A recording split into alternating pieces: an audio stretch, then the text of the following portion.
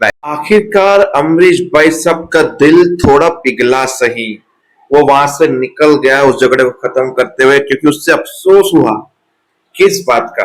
जब गोलू ने ये बताया कि मेरी जान नताशा ने बचाई थी, और साथ ही धवल ने जब बताया कि तुम्हें पता था कि गोलू पूरी करंट की वायरों से गिरा हुआ था, वो हिलता डुलता, उसकी जान खतरे में हो सकती थी।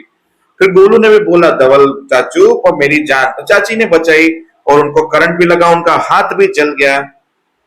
तब जाके अमरीश को विश्वास हुआ कि सच में नताशा ने मेरे बच्चे की जान बचाई। अगर वो नहीं पहुंचती टाइम पे तो मेरे बच्चे को कुछ भी हो सकता था।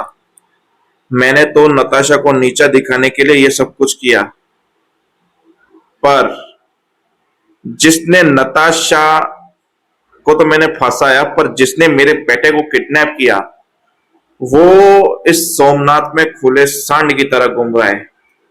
मुझे पहले उससे ठिकाने पे लगाना होगा।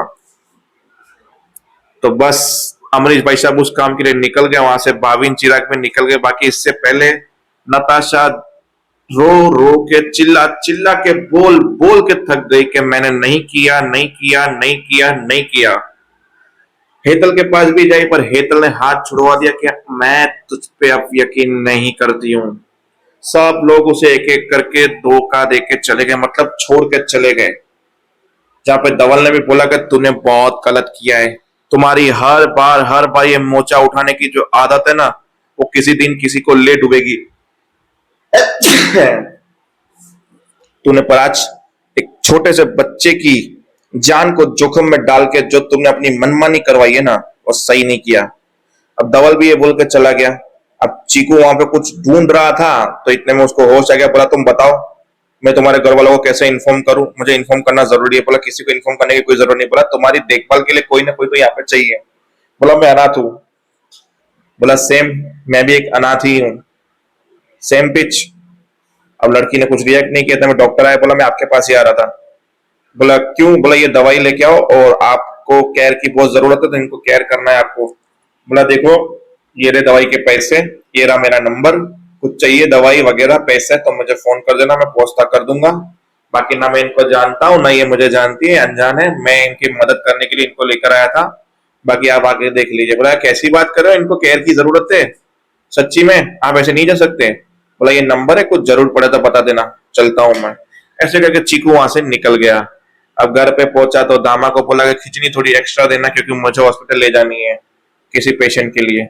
बोला, सच सच बता, कहीं नताशा हॉस्पिटल में नहीं, उसको कुछ हुआ तो नहीं है? तो झूठ मत बोलना मुझसे, ये वो। बोला, नहीं दामा नहीं।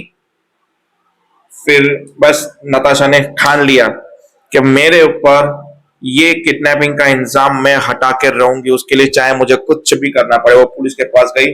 बोला, उस लड़की को भले ही मेरे मुंह से छोड़ दिया हो, कुछ भी कर दिया हो, पर मुझे उस लड़की का अता पता एड्रेस सब चाहिए।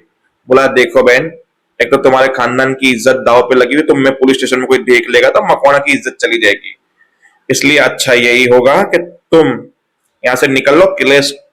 केस जो ना क्लोज हो चुका है, तुम्हारे मुंह से तुम्हारे उस लड़की के खिलाफ केस क्लोज कर दिया है, तो निकलो। अब नताशा वहां से निकली तो नताशा की नजर उस लड़की पे गई, और उस लड़की को जोर से चिल्लाते हुए थप्पड़ बोली, रुक लड़की, अबे आगे जा, उसकी गर्दन पकड़। पर नहीं, नताशा को चिल्लाना था, रुक लड़की। और लड़की और नताशा भागे। लड़की आगे आगे, नताशा उसके पीछे पीछे। Is too much fun. बस दुपट्टे को पकड़ा और लड़की छटकने वाली थी। एपिसोड हो गया वहीं पे खत्म, सीन पे।